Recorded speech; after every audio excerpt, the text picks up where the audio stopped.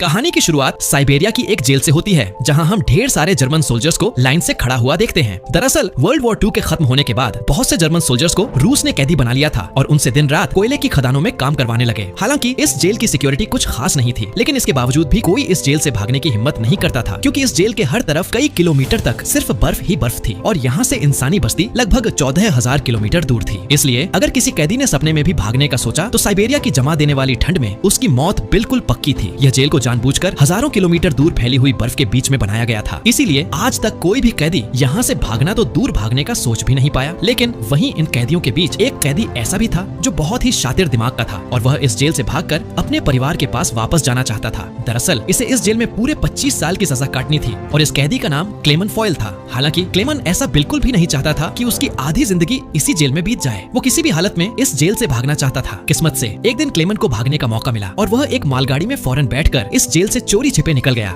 अब जेल के बाहर जब उसने खुले आसमान में सितारों को देखा तो वह खुशी से झूम उठा। अभी वह कुछ ही दूर पहुंचा था, तभी उस मालगाड़ी को रोक दिया गया और जब क्लेमन ने बाहर झांका तो एक रशियन सिपाही बंदूक ताने उसके सामने खड़ा था। बदकिस्मती से क्लेमन को पकड़ लिया गया और जेल से भागने के जुर्म में उसे एक सेल में बंद कर दिया गया। उस सेल में क्लेमन को पूरे 2 दिनों तक रखा गया। आखिरकार 2 दिन बाद उसे बाहर निकाला गया और जेल का वार्डन ने उसे कहा कि तुम्हारे साथी बेसब्री से तुम्हारा इंतजार कर रहे हैं। जैसे ही क्लेमन जेल में वापस गया तो उसके साथी लाठियां और डंडे लेकर उसका इंतजार कर रहे थे। सभी कैदी क्लेमन पर बहुत गुस्सा थे, क्योंकि क्लेमन के भागने की वजह से उन सबको पिछले 2 दिनों से खाना नहीं मिला था। अब बाकी कैदियों ने क्लेमन को देखते ही उस पर लाठी डंडे बरसाने शुरू कर दिए, जिससे क्लेमन बुरी तरह से जख्मी हो गया और फिर उसे जेल के हॉस्पिटल में एडमिट करना पड़ा। इस जेल का डॉक्टर भी एक जर्मन कैदी था। होश में आते ही क्लेमन ने डॉक्टर से कहा, मैं एक बार फिर से जेल से भागना चाहता हूँ और मुझे आपकी मदद चाहिए। डॉक्टर क्लेमन का जज्बा देखकर दंग रह गया। डॉक्टर ने उसे समझाया कि इस जेल से जिंदा भाग पाना नामुमकिन है और अगर तुम किसी तरह यहाँ से निकल भी गए तो बाहर की जमा देने वाली सर्दी में वापस नहीं लौटोगे। लेकिन सच यह भी है कि यहाँ रहोगे तब भी तुम्हारी मौत पक्की है, क्योंकि तुम जिस कोयले की खानों में काम करते हो वहाँ अत्यधिक मात्रा में कार्बन है, जो हवा के माध्यम से तुम्हारे शरीर में प्रवेश कर जाता है, जिससे कैंसर जैसी गंभीर बीमारियां होती हैं। इसी वजह से डॉक्टर ने क्लेमन को सलाह दी कि तुम्हें इस जेल से अंतिम बार निकलने का कोशिश जरूर करनी चाहिए। इसके बाद डॉक्टर ने क्लेमन को अपने सारे गर्म कपड़े, जूते और जरूरत का सारी चीजें दे दी। साथ ही उसने यह भी बताया कि रूसी सैनिक अपना भोजन रेलवे लाइन के पास छुपा कर रखते हैं। जाते जाते उसने क्लेमन को एक बंदूक भी दी ताकि वह अपनी हिफाजत कर सके। दरअसल इतना सारा सामान डॉक्टर ने इसलिए पहले से इकट्ठा किया हुआ था क्योंकि एक दिन वह खुद भी इस जेल से भागना चाहता था, लेकिन एक हफ्ते पहले उसे मालूम चला कि वह कैंसर का मरीज है और उसके पास सिर्फ 1 महीना बचा है। इसके बाद उसने क्लेमन को एक लंच बॉक्स देते हुए कहा कि अगर तुम जिंदा बचकर लौट गए तो मेरे परिवार तक ये लंच बॉक्स पहुंचा देना और कहना कि मैं नहीं रहा। अब कुछ देर बाद रात के अंधेरे में क्लेमन दोबारा जेल से भाग निकला और इस बार उसने मालगाड़ी की बजाय पैदल चलने का फैसला किया। अब अगली सुबह वार्डन को पता चलता है कि क्लेमन जेल से भाग चुका है, तो वह फौरन डॉक्टर के कमरे में उससे पूछने जाता है, लेकिन उसके आने से पहले ही डॉक्टर ने अपनी जान ले ली थी। इस सब के बाद वार्डन ने कई रशियन सिपाहियों को बुलाया और क्लेमन को जिंदा पकड़कर वापस लाने का हुक्म दिया। हालांकि कई दिनों की खोज पड़ताल के बाद भी उसे क्लेमन का कोई पता न चल सका।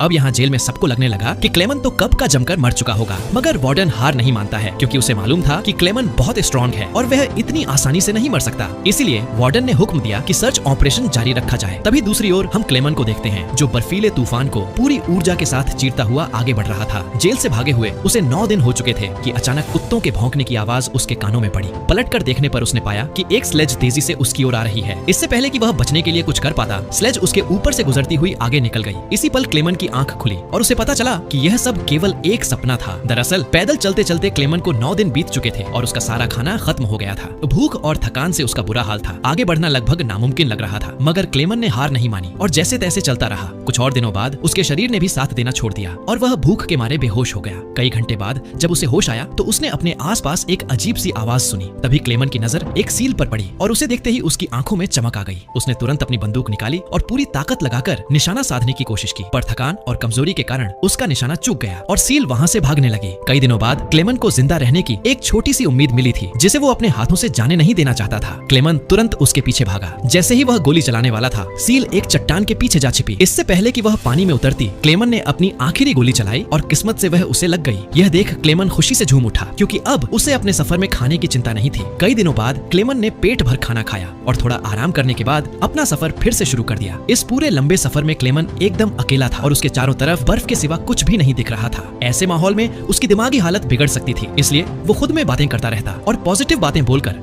खुद से उम्मीद जगाता रहता। इसके साथ ही वो हर समय कंपास की ओर देखता रहता, जिससे इस बर्फीली जगह में कहीं खो न जाए। ऐसे ही दिन गुजरते गए। लगातार 2 महीने चलने के बाद क्लेमन को इस बर्फीले मैदान में एक छोटा सा पेड़ दिखा। इस पेड़ को देखकर क्लेमन इतना खुश हुआ जैसे उसके हाथ कोई खजाना लग गया हो। फिर वो भागकर उसे गले लगा लेता है। दरअसल ये पेड़ इस बात का इशारा थी कि ये बर्फीला मैदान यहीं समाप्त होता है और आगे जंगल शुरू होने वाला है। वहीं उधर वार्डन, जो अब भी क्लेमन की तलाश में था, उसने अपने सिपाहियों को 500 किलोमीटर के दायरे में क्लेमन को ढूंढने का हुक्म दिया। फिर हम क्लेमन को देखते हैं जो जंगल में आगे बढ़ रहा था कि अचानक एक बर्फीला तूफान आ गया। तूफान की रफ्तार से बड़े बड़े पेड़ भी जमीन से उखड़कर गिरने लगे। क्लेमन आगे बढ़ने की कोशिश करता है, तभी एक बड़ा पेड़ सीधा उस पर गिर जाता है। क्लेमन की किस्मत अच्छी थी कि 2 आदमी सोने की तलाश में वहाँ से गुजर रहे थे। उन्होंने सही समय पर उसकी जान बचा ली। उसके बाद ये तीनों एक साथ आगे बढ़े और कई दिनों के सफर के बाद बर्फीले मैदान से बाहर निकल गए। रास्ते में उन्हें एक नदी मिली, जिसे पार करने के लिए उन्होंने लकड़ी की एक नाव बनाई। लेकिन इसी बीच नदी का बहाव तेज हो गया और नाव काबू से बाहर होने लगी। ऐसे में उनके एक साथी अपना बैलेंस खो बैठा और सीधा पानी में जा गिरा। यह देखते ही क्लेमन ने फौरन पानी में छलांग लगाई और किसी तरह उस आदमी को किनारे तक घसीटकर उसकी जान बचाई। दूसरी तरफ उनका दूसरा साथी उन दोनों को वहीं छोड़ देता है और अकेला आगे बढ़ने लगता है और लालच के मारे उसने अपने दोस्त का सोना भी खुद के पास रख लिया। थोड़ी देर बाद जब क्लेमन और दूसरा आदमी टेंट तक पहुंचे तो उस आदमी को अपने दोस्त पर बहुत गुस्सा आया और उसने गुस्से में उसे गोली मार दी। उसके बाद क्लेमन और वह आदमी ने सारा सामान उठाया और अपना सफर जारी रखा। वे दोनों कई महीनों तक इसी उम्मीद पर चलते रहे कि कोई इंसानी आबादी उन्हें मिल जाए।